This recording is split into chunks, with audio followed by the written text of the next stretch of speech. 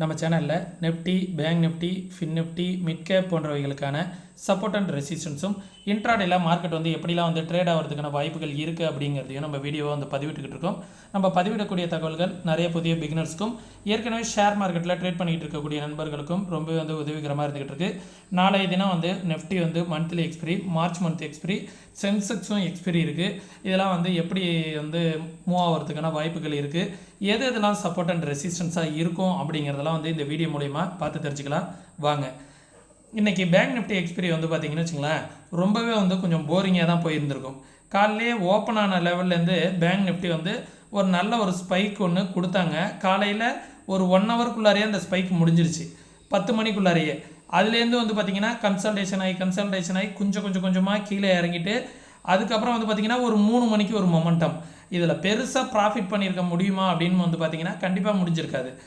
நிஃப்டியும் பார்த்திங்கன்னா என்ன மொமெண்டம் கொடுத்துச்சு அப்படின்னா, காலையிலேயே அந்த 10 மணிக்கு அந்த மொமெண்டம் வந்துடுச்சு. அந்த மொமெண்டம் 10 மணிக்கு வந்துட்டு அதிகபட்சம் பார்த்திங்கன்னா வச்சுக்கலாம், அதுக்கப்புறம் மொமெண்டமே இல்லை மார்க்கெட்டில். ஸ்ட்ராங் கன்சல்டேஷன் இந்த ஏரியாவில் நானுமே கூட ஒரு என்ட்ரிக்கு ட்ரை பண்ணேன். இந்த இடத்துல பார்த்திங்கன்னா இந்த 100 பிரேக் அவுட் ஆகும்போது நேற்று கன்சல்டேஷன் ஜோன்ஸ் ஆனது பார்த்திங்களா, இந்த லெவல்லேருந்து மார்க்கெட் பிரேக் அவுட் ஆனோன்னே சரி கண்டிப்பாக மேலே தான் போகும் அப்படிங்கிறத நான் ஒரு என்ட்ரி கொடுத்துருந்தேன். ஆனால் சம் நெட்வொர்க் இஷ்யூஸ்னால என்னால் ஒரு பெரிய ப்ராஃபிட் புக் பண்ண முடியல. ஒரு சின்ன ப்ராஃபிட்டில் புக் பண்ணிவிட்டு நானும் வெளியில் வந்துட்டேன். ஆனால் அதுக்கப்புறம் ஸ்ட்ராங் கன்சல்டேஷன் மார்க்கெட் இந்த இடத்துல கன்சல்டேஷன் ஆக ஆரம்பிச்சோன்னே சரி கால் சைட்லாம் அதிக ப்ரீமியம் இருந்துக்கிட்டு இருக்குது, கண்டிப்பாக ப்ரீமியம் மெல்ட் ஆகும் அப்படிங்கிறதுனால நான் ஒரு சின்ன ப்ராஃபிட்டோடையே இந்த இடத்துல எக்ஸிட் ஆகிட்டேன். சரிங்களா, என்னோடய என்ட்ரி பாயிண்ட்டுமே இந்த இடத்துல தான் இருந்துச்சு. இன்றைக்கி ப்ரீவியஸ் டே ஹையை பிரேக் பண்ண கான்ஃபிடென்ட்டில் தான் நான் கொஞ்சம் ட்ரேடு எடுத்தேன். சரிங்களா, மேக்ஸிமம் அதுக்கப்புறம் அந்த 10 மணிக்கு மேலே ட்ரேடை வச்சுருந்தா கூட நமக்கு லாஸ் தான் ஆகிருக்கும். அப்படிங்கிறதுனால நான் மேக்ஸிமம் 2 to 3 மினிட்ஸ் தான் ட்ரேடே எடுத்து ப்ராஃபிட் பண்ணி முடிச்சிட்டேன். ஏன்னா அந்தளவுக்கு தான் இந்த இடத்துல இருந்துச்சு. ஏன்னா இந்த இடத்துல அதுக்கப்புறம் ரிவர்சல் கொடுக்கும், எப்போ வேணாலும் ரிவர்சல் கொடுக்கும். அப்படிங்கிறதுனால இந்த இடத்துலையும் கேண்டில் ரிவர்சல் கேண்டில் ப்ரீவியஸாக இருந்திருக்கு. கண்டிப்பாக இந்த ஜோன் அதிகபட்சம் மார்க்கெட் அதுக்கு மேலே போனாலும் அந்த ஒரு 150 அப்படிங்கிற ரேஞ்சிலேருந்து மேலே போனாலும் ஒரு 30 புள்ளிகள் தான் மேலே ஏறுவதற்கான வாய்ப்புகள் இருக்குது. கன்சல்டேஷன் போட்டு கூட மேலே ஏறுவதற்கான வாய்ப்புகள் இருக்குது அப்படிங்கிறத கண்டிப்பாக இந்த இடத்துல கெஸ் பண்ணிட்டேன். கெஸ் பண்ணதுனால தான் இந்த இடத்துல நான் எக்ஸிட்டும் ஆகிட்டேன். சரிங்களா, அதே நேரத்தில் நிஃப்டி பாருங்கள், இந்த ட்ரெண்டை ரீசெண்ட் டேஸாக ஃபாலோ பண்ணிக்கிட்டு இருக்குது. ஓகேங்களா, இந்த ட்ரெண்டை மார்க்கெட் டச் பண்ணிவிட்டு மேலே போய்கிட்டு இருக்குது.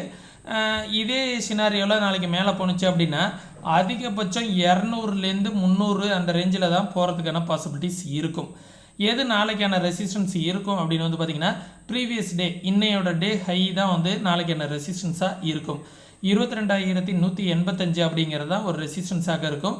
அதற்கு மேலே போணுச்சு அப்படின்னா 22,300 அப்படிங்கிறது நாளைக்கு ஓஐ டேட்டா படி ரெசிஸ்டன்ஸாக இருக்கும். இந்த ட்ரெண்டு நாளைக்கு ஒரு நல்ல சப்போர்ட்டாக இருப்பதற்கான வாய்ப்புகள் இருக்குது. இந்த சப்போர்ட் 1 நான் என்ன பண்ணிக்கிறேன் அப்படின்னா, இன்னையோட டே லோ நாளைக்கான சப்போர்ட் 1 வச்சுக்கிறேன். மார்க்கெட் அதை பிரேக் பண்ணுது அப்படிங்கிற பட்சத்தில் இந்த லெவலில் மார்க்கெட்டுக்கு அடுத்த சப்போர்ட்டு 21,993 அப்படிங்கிற லெவல் அடுத்த சப்போர்ட்டாக இருக்கும். அதற்கு கீழே வந்துச்சு அப்படின்னா 21,883 அப்படிங்கிற லெவல் அடுத்த சப்போர்ட்டாக இருக்கும். ரெசிஸ்டன்ஸ் இன்னையோட டே ஹை நாளைக்கான ரெசிஸ்டன்ஸ், அதுக்கு மேலே போனால் 300, அதுக்கப்புறம் போனால் 600 அப்படிங்கிற லெவல் ரெசிஸ்டன்ஸாக இருக்கும். இந்த லெவலில் 500 அப்படிங்கிற லெவல் கூட ரெசிஸ்டன்ஸாக ஆக்ட் ஆகும். இது நெஃப்டிக்கான லெவல்ஸு.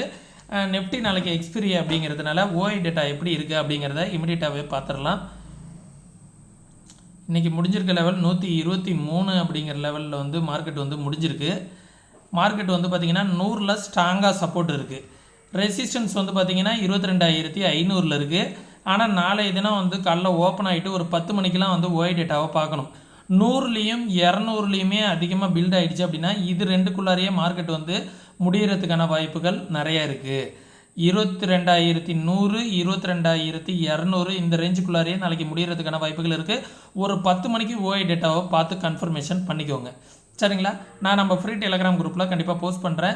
நாளை தினம் ஓஐ டேட்டா எப்படி இருக்குது அப்படிங்கிறத ஒரு 10 மணிக்கு மேலே போஸ்ட் பண்ணுறேன். அதுக்கும் மேலே பிரேக் அவுட் ஆனிச்சு அப்படின்னா 22,300 அப்படிங்கிற லெவல் ரெசிஸ்டன்ஸாக இருப்பதற்கான வாய்ப்புகள் இருக்கும்.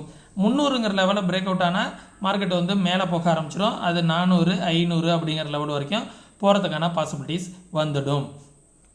தென் மார்க்கெட் வந்து பேங்க் நிஃப்டி எப்படி இருந்துச்சு அப்படிங்கிறத பார்த்துருவோம். பேங்க் நிஃப்டியும் இன்றைக்கி கன்சல்டேஷன் தான். ஏன்னா எக்ஸ்பிரி அப்படிங்கிறதுனால வந்து ஸ்ட்ராங் கன்சல்டேஷன் தான். நாளைக்கு எது ரெசிஸ்டன்ஸாக இருக்குன்னா இன்றைக்கி வந்து டே ஹை இந்த ஜோனு தான் வந்து நாளைக்கான ரெசிஸ்டன்ஸாக இருக்கும். 46,950 47,000 எல்லாருமே வந்து 47,000 வரும் அப்படிங்கும் போது என்ன பண்ணியிருப்பாங்கன்னா இந்த இடத்துல என்ட்ரி எடுத்துகிட்டு எப்படி இப்போலாம் ஃபேக் பண்ணுறாங்க அப்படின்னு பார்த்தோன்னு வச்சுங்களேன். மார்க்கெட் வந்து நம்ம ஓஐ டேட்டா படி 47,000 போய்டணும் இந்த ரேஞ்சில் நின்றுக்கிட்டு இருப்போம். 47,000 அப்படிங்கிற ரேஞ்சில் என்ன பண்ணிடுறாங்க அப்படின்னா இந்த இடத்துல கூட என்ன ஆயிருக்குன்னா 46,993 திரும்பிட்டாங்க. 47,000 போகலை. அப்போ எல்லாரோட மனநிலையும் என்ன இருக்கும் அப்படின்னா இந்த ட்ரெண்டை போய் டச் பண்ணோம் 47,000 வந்துடணும். அப்போ என்ன பண்ணுறாங்கன்னா அட்வான்ஸாக மார்க்கெட்டை வந்து ரிவர்ஸ் பண்ணுறாங்க. அப்போது ப்ராஃபிட் புக் பண்ண விடாமல் என்ன பண்ணுறாங்க இமிடியேட்டாக ரிவர்சல் கொண்டு வராங்க. அதில் வந்து ப்ராஃபிட்டை புக் பண்ண விடாமல் அவங்க யார் மார்க்கெட்டை மேலே கொண்டுட்டு போகிறாங்களோ அவங்க மட்டும் அந்த இடத்துல ப்ராஃபிட்டை புக் பண்ணிவிட்டு மற்றவங்கள புக் பண்ண விடாமல் அது ரிவர்சல் பண்ணிடுறாங்க. இதில் நிறையா வந்து லாஸஸ் ஆகிறதுக்கான சான்சஸ் இருக்குது. இந்த ப்ரீவியஸாக வந்த ஹையை வந்து என்ன பண்ணுறாங்க அப்படின்னா 46,991 வந்துருக்குங்களா, அடுத்த ஹை வந்து பாருங்கள் அதை விட கொஞ்சம் ஒரு 20 பாயிண்ட் கம்மியாக வச்சு கொண்டு வந்துடுறாங்க. ஏன்னா நம்ம என்ன நினச்சிக்கிட்டு இருப்போம் இந்த ப்ரீவியஸ் ஹைக்கு மார்க்கெட் போகும் அப்படிங்கிறத நினச்சிக்கிட்டு இருப்போம். அந்த இடத்துல என்ன பண்ணிடுறாங்க நம்மளை வந்து ரிவர்சல் கொடுத்து அந்த இடத்துலையே கொஞ்சம் ப்ரீவியஸாக ஒரு 10-20 பாயிண்ட்டுக்கு முன்னாடியே ரிவர்சல் கொடுத்துறாங்க. அதே போலவே பாருங்கள் பேங்க் நிஃப்டியில் நம்ம இந்த இடத்துக்கு வருவோன்னு இந்த இடத்துல நினச்சிக்கிட்டு இருப்போம். இன்றைக்கி என்ன பண்ணிட்டாங்க பாருங்களேன் 46,976 வரைக்குமாவது போகும் அப்படின்னு நினச்சிக்கிட்டு இருந்திருப்பாங்க. ஆனால் 50லேயே திருப்பிட்டாங்க. ஓகேங்களா, இப்படி தான் வந்து சினாரி நடந்துக்கிட்டு இருக்குது. நம்ம எப்போதுமே வந்து ஒரு பெரிய பேங்க் நிஃப்டிலாம் வந்து பார்த்திங்கன்னா 100-200 புள்ளிகள் மூவ் ஆகுது அப்படிங்கும்போது ஒரு 40-50 புள்ளிகளுக்கு முன்னாடியே கூட நம்ம வந்து ப்ராஃபிட்டை வந்து புக் பண்ணிக்கிறது நல்லது. இதுலேருந்து நான் சொல்ல வர விஷயம் என்னென்னா அட்வான்ஸாக ப்ராஃபிட்டை வந்து புக் பண்ணிங்க. ஆப்ஷனை பொறுத்த வரைக்கும் ரொம்ப டார்கெட்டுக்காகலாம் வெயிட் பண்ண வேணாம் அப்படிங்கிறது தான் இதில் நம்ம சொல்ல வர்றது. ஓகேங்களா, இன்னையோட டே லோ வந்து நாளைக்கான சப்போர்ட்டாக இருக்கும் 46,670.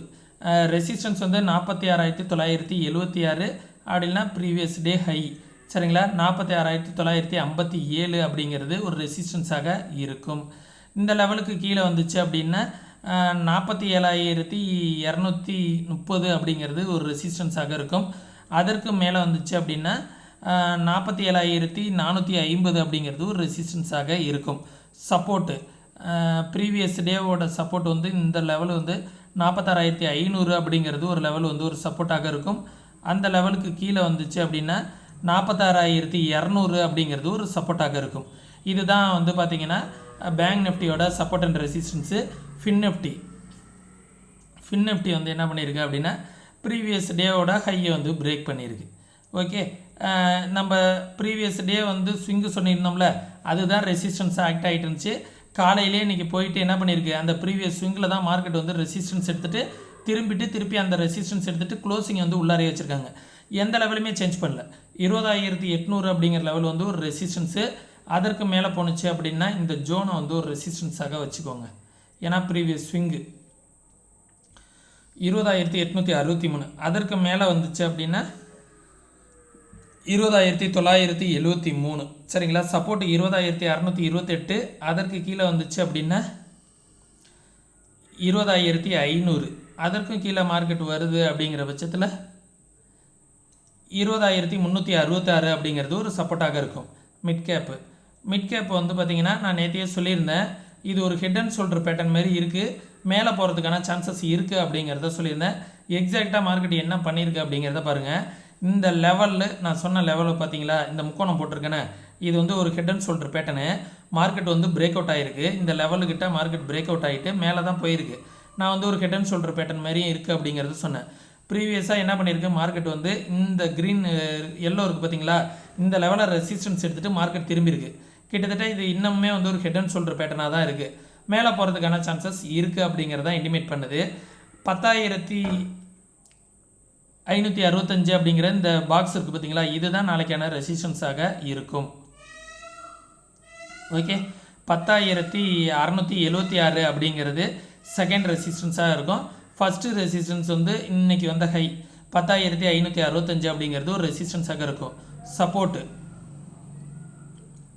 10,470 அப்படிங்கிற லெவல் வந்து ஒரு சப்போர்ட்டாக இருக்கும். அதற்கு கீழே வந்துச்சு அப்படின்னா 10,360 அப்படிங்கிறது ஒரு சப்போர்ட்டாக இருக்கும். அதற்கு கீழே வந்துச்சு அப்படின்னா இந்த இடத்துல ஒரு கேப் ஃபில்லிங் இருக்குது பார்த்தீங்களா, 10,248 அப்படிங்கிற லெவல் வந்து ஒரு சப்போர்ட்டாக இருக்கும். நான் எதிர்பார்க்குறது என்ன அப்படின்னா, நெஃப்டி வந்து அந்த ட்ரெண்டை டச் பண்ண போகும்போது மிட் கேப்பும் வந்து இந்த லெவலை வந்து டச் பண்ணிவிட்டு அதுக்கப்புறம் ஃபாலோ ஆகும் அப்படிங்கிற மாரி எதிர்பார்க்குறேன். அப்படி இல்லைனா இந்த ஸ்விங்கு அப்படி இல்லைனா இந்த ட்ரெண்டை வந்து ரீடெஸ்ட் பண்ணிவிட்டு அங்கேருந்து ஃபாலோ ஆகிறதுக்கான சான்சஸ் கூட இருக்கும் அப்படிங்கிறது தான் எதிர்பார்க்குறேன். ஓகேங்களா? நாளைக்கு வந்து சென்செக்ஸோட எக்ஸ்பிரி இருக்குது, அதையும் கொஞ்சம் பார்த்துருவோம். சென்செக்ஸ் போன வாரம் என்ன சினாரியோவில் இருந்துச்சோ அதே தான், எங்கேயுமே சேஞ்ச் ஆகலை. மார்க்கெட் தான் வந்து ஸ்ட்ராங்காக கன்சல்டேஷன் ஆகிட்டு இருக்கு. அதே கன்சல்டேஷன் ஜோனில் தான் இன்னமும் இருக்குது. நாளைய தினம் வந்து 73,000க்கு மேலே மார்க்கெட்டு இருந்துச்சு அப்படின்னா 73,500 வரைக்கும் போகிறதுக்கான பாசிபிலிட்டிஸ் இருக்கும். இந்த லெவலை டெலீட் பண்ணிக்கிறேன். இந்த ஜோன் வந்து நான் புதுசாக இந்த இடத்துல ஒரு ஜோன் வந்து மார்க் பண்ணுறேன். இந்த லெவல் வந்து ஒரு சப்போர்ட்டாக இருக்கும். ஓகே, இந்த லெவலுக்குள்ளார ட்ரேட் ஆகிறதுக்கான வாய்ப்புகள் இருக்குது. 73,000க்கு மேலே மார்க்கெட் வந்து நாளைக்கு ஓப்பன் ஆனிச்சு அப்படின்னா அதற்கு மேலேயே போயிட்டு 73,500 வரைக்கும் போகிறதுக்கான வாய்ப்புகள் இருக்குது. கீழே வந்துச்சு அப்படின்னா இந்த 73,500க்கு கீழே வந்துருச்சு அப்படின்னா 72,000 to 72,500 அப்படிங்கிற இந்த ரேஞ்சுக்குள்ளார ட்ரேட் ஆகிறதுக்கான வாய்ப்புகள் இருக்குது. அதே நேரத்தில் இந்த ட்ரெண்டும் கொஞ்சம் வருது. இந்த ட்ரெண்டையும் கொஞ்சம் பார்த்தோம் அப்படின்னா இந்த ட்ரெண்டு ப்ளஸ் வந்து இந்த ரேஞ்சு இதுக்குள்ளார ட்ரேட் ஆகிறதுக்கான வாய்ப்புகள் இருக்குது. 73,000 to 73,500 அப்படிங்கிற ரேஞ்சில் ட்ரேட் ஆகிறதுக்கான வாய்ப்புகள் இருக்குது. ஓகே, நம்ம சொல்லக்கூடிய தகவல்கள் எல்லாமே உங்களுக்கு யூஸ்ஃபுல்லாக இருக்கும் அப்படின்னு நினைக்கிறேன். நான் சொல்லக்கூடிய தகவல்கள் அப்படியே நடக்கணும் அப்படிங்கிறது அவசியம் இல்லை, நடக்காமல் கூட போகலாம். நீங்கள் வந்து ப்ராப்பராக அனலைஸ் பண்ணிவிட்டு நீங்களும் உங்களுக்கும் சரியாக இருக்குது அப்படிங்கிற பட்சத்தில் மட்டும் கண்டிப்பாக வந்து ட்ரேட் பண்ணுங்கள். அதுவும் வந்து பேப்பர் ட்ரேட் பண்ணி பாருங்கள். பேப்பர் ட்ரேட் பண்ணி பார்த்துட்டு கன்சிஸ்டண்ட்டாக உங்களால் 1 மந்த் ப்ராஃபிட் பண்ண முடிஞ்சுது அப்படின்னா ரியல் ட்ரேடுக்கு வாங்க. அந்த ரியல் ட்ரேடு வரதுக்கு முன்னாடி உங்களோட ஃபினான்ஷியல் அட்வைசர்கிட்ட கன்சல்ட் பண்ணிவிட்டு உங்களோட ப்ராஃபிட் ரேஷியோ எப்படி இருக்குது, கன்சிஸ்டண்ட்டாக ப்ராஃபிட் பண்ணுறீங்களா அப்படிங்கிறத தெரிஞ்சுக்கிட்டு அதுக்கப்புறம் நீங்கள் வந்து மார்க்கெட்டில் வந்து என்ட்ரி ஆகுங்க. மார்க்கெட் வந்து 100% ரிஸ்க் உள்ளது. அதனால் ரியல் மணியை இன்வெஸ்ட்மெண்ட் பண்ணும்போது நல்லா கவனமாக இன்வெஸ்ட்மெண்ட் பண்ணுங்கள். சரிங்களா? ப்ராப்பராக மார்க்கெட்டை வந்து இதே போல் அனலைஸ் பண்ண கற்றுக்கணும் அப்படின்னு நினச்சிங்கன்னா கோர்சஸ்க்கு சம்மந்தமான தகவல்கள் வேணும் அப்படின்னா வாட்ஸ்அப்க்கான லிங்க் வந்து டிஸ்கிரிப்ஷனில் கொடுத்துருக்கேன். மறக்காமல் வாட்ஸ்அப்பில் மெசேஜ் மட்டும் பண்ணுங்கள், கால் பண்ண வேணாம். சரிங்களா? அதே நேரத்தில் நிறைய பேர் வந்து வாட்ச் பண்ணிட்டுருங்க, சப்ஸ்கிரைப் பண்ணாமே வாட்ச் பண்ணிட்டுருங்க. உங்களுடைய ஃப்ரெண்ட்ஸுங்களுக்கு நம்ம சேனலை வந்து ரெக்கமெண்ட் பண்ணிவிடுங்க. நம்ம சேனலுக்கு ஏதாவது சப்போர்ட் பண்ணணும் அப்படின்னு நினச்சிங்கன்னா ஃப்ரீ டிமெண்ட் அக்கௌண்ட் ஓப்பன் பண்ணுறதுக்கான லிங்க் வந்து டிஸ்கிரிப்ஷனில் கொடுத்துருக்கேன். நம்ம வீடியோஸ்லாம் யூஸ்ஃபுல்லாக இருந்துச்சு, நம்ம சேனலுக்கும் ஒரு சப்போர்ட் பண்ணணும் அப்படின்னு நினச்சிங்கன்னா நம்மளோட ரெஃபரல் கீழே ஒரு அக்கௌண்ட் வந்து ஓப்பன் பண்ணிக்கோங்க. மீண்டும் இன்னொரு இது பண்ணுற பயனுள்ள வீடியோவில் சந்திக்கும் வரை தொடர்ந்து இணைந்திருங்கள். நன்றி, வணக்கம்.